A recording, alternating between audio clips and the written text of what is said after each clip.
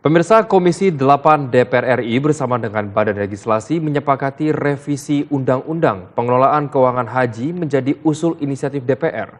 Langkah ini diambil untuk memberikan ruang gerak yang lebih luas bagi Badan Pengelola Keuangan Haji atau BPKH dalam mengoptimalkan dana jemaah melalui investasi langsung di ekosistem haji. Hal ini sekaligus memberikan kemudahan skema pembayaran bagi calon jemaah.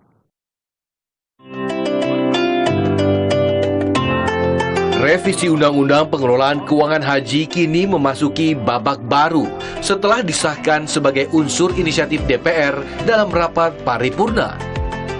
Salah satu poin krusial adalah memberikan kewenangan bagi BPKH untuk melakukan investasi langsung pada ekosistem haji seperti transportasi, perhotelan, hingga catering.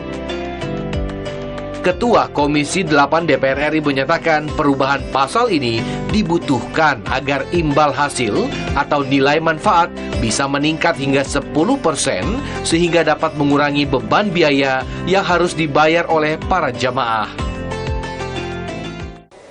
Usul itu berasal dari Komisi 8. Dan tentu kami merasa senang karena sudah disahkan dan segera akan kita bahas.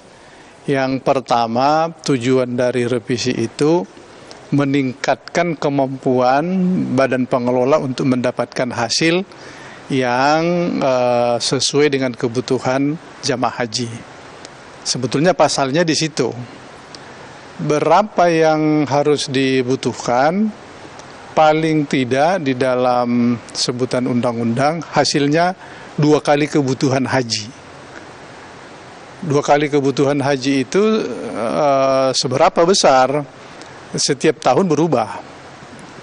Tergantung keputusan seberapa besar yang diberikan kembali ke jamaah. Tapi paling tidak antara 8 sampai ke 6 triliun. Paling besar 8 triliun. Selain aspek investasi, regulasi baru ini juga membawa angin segar bagi calon jemaah melalui skema setoran yang lebih fleksibel.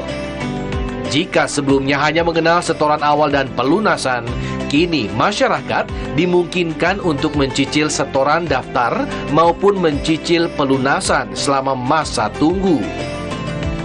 Wakil Ketua Komisi 8 DPR RI sekaligus Ketua Panja Komisi 8 Abidin Fikri menegaskan bahwa terobosan ini bertujuan untuk meringankan beban finansial masyarakat sekaligus meningkatkan saldo kelolaan secara transparan.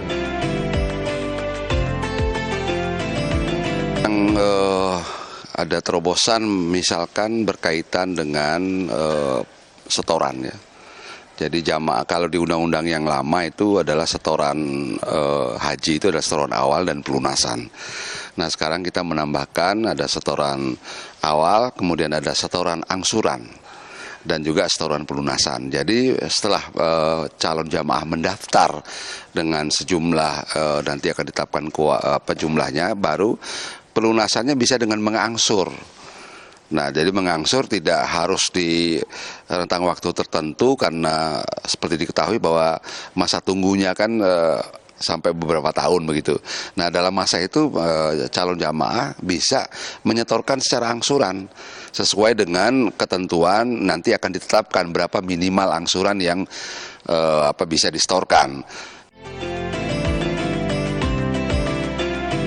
Dari sisi harmonisasi, Badan Legislasi DPR menekankan pentingnya restrukturisasi kelembagaan BPKH menjadi lebih profesional layaknya manajer investasi global.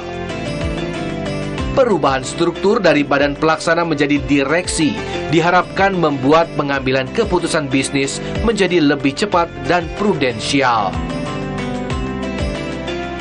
Ketua Panja Balek Iman Syukri menambahkan seluruh proses investasi akan tetap diawasi ketat dan dapat dipantau langsung oleh jemaah melalui akun virtual. Dengan aset kelolaan yang mencapai 170 triliun rupiah lebih, penguatan payung hukum ini diharapkan menciptakan tata kelola haji yang lebih modern, akuntabel, serta berorientasi penuh pada kesejahteraan jemaah Indonesia. Wakil Ketua Komisi 8 sekaligus Ketua Panja Haji 2025 mengatakan target peningkatan nilai manfaat hingga 12% akan dikejar melalui ekspansi investasi ke luar negeri, terutama pada sektor ekonomi haji di Arab Saudi. Alhamdulillah ini sudah dapat pandangan dari beberapa pihak dan ini nanti ke depan ya BPKH akan ekspansi untuk investasi keluar, terutama untuk menyangkut masalah haji, yaitu yang namanya ekonomi haji ya. Ini adalah terutama masalah pemondokan, terutama menyangkut masalah catering, terutama masalah maskapai, terutama masalah transportasi. Ini BPKH harus berperan di situ sehingga nanti nilai manfaatan akan lebih tinggi lagi daripada 6% dan kami harapkan bisa sampai ke 10-12%.